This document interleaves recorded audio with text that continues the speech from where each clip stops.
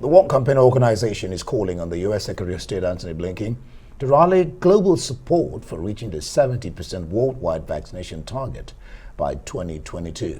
Well, the World Campaign says at the current rate, it might take over a decade before low-income countries achieve vaccination levels similar to high-income countries.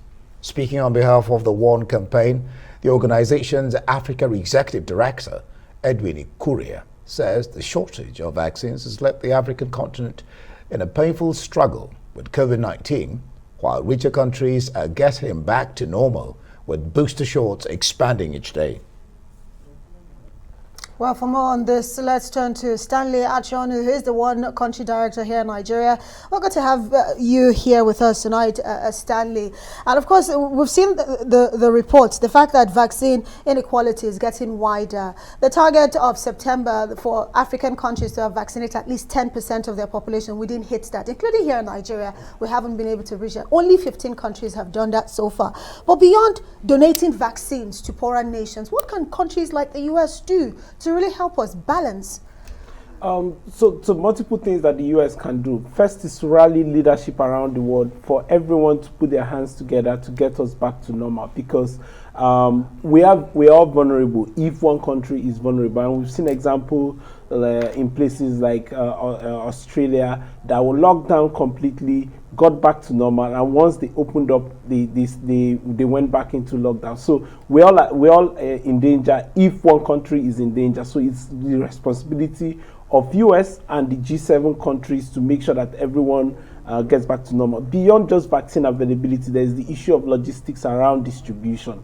It is not just enough for the vaccines to land on the tarmac.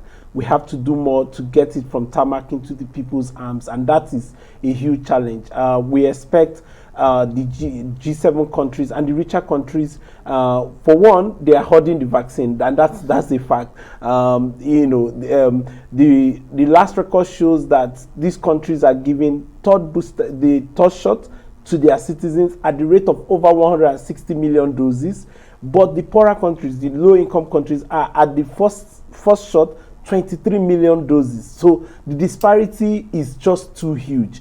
And then there's the challenge Nigeria is lucky. We have a very good experience with vaccination. We have very good network for vaccination. A lot of other African countries are not that lucky, right? We have cold room storage, we have distribution, logistics. It's not perfect, but we are not at the same level as other poorer countries. So we're asking the developed countries to do more beyond vaccine availability. They also have to support logistics around distribution of these vaccines. At this rate, we need about $43 billion to support vaccine distribution. That funding is nowhere available, not a dime available to support these efforts in poor income countries. All right, well, she asked you, what more can America, the United States do? But I'd ask you, what should Africa be doing? So we are in a tight corner. We already sort of before COVID, we were already, facing enormous challenges. Our health systems needs to be strengthened. And this is something that we need to pay deliberate attention to on the continent. Here in Nigeria, our basic primary health care, as you've heard in recent week, remains a big challenge. And is the backbone. When you get your basic primary health care support systems up and running, all of these tertiary and secondary health requirements are able to manage and cope with the numbers that we have. But at the moment, our primary healthcare systems are in shambles across the continent, and this is one area where we need to make huge investment. The other area we need to make huge investment is in sanitation, because all of these other little diseases that require primary healthcare services are tied to our ability to maintain good sanitation, and good sanitation is water and all of those things. So the challenges for us on the continent are huge. They are expansive.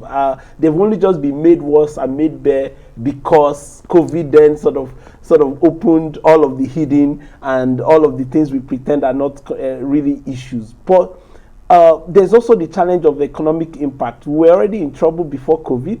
COVID made it worse. So we need to think strategically about how we make investment on the continent, how we utilize very scarce resources that we have.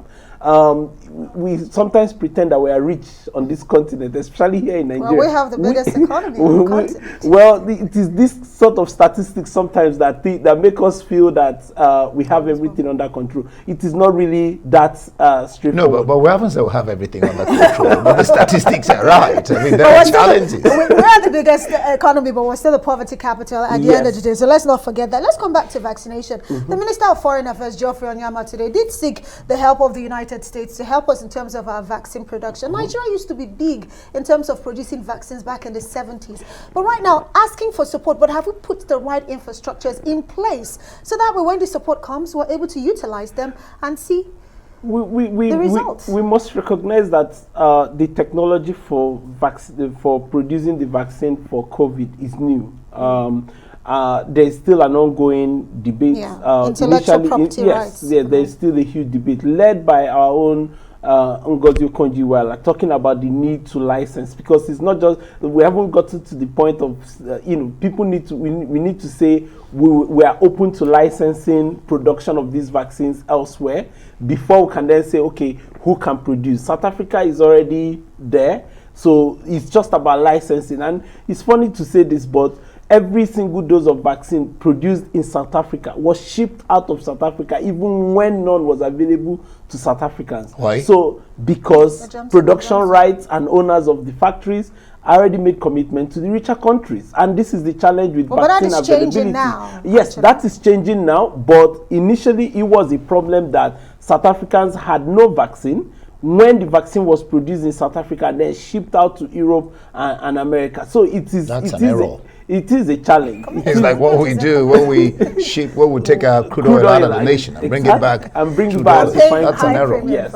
Yes. So it's a challenge. There's the intellectual rights issue around vaccine, and I think that once we overcome the challenge around intellectual property rights around this issue, we will then get to production. I don't think it will be as difficult as it is. The most challenging issue at the moment is that intellectual property right around vaccine production. But there's an argument about it that they should cut that off, so that the vaccine can go around, so you can most of the manufacturers are still holding this on 70% by 2022. The global leaders are still very sharply divided around this. A few countries have already made pledges to support that. All right, we'll leave it there. Thank you so much for being on the program, Stanley Achonu.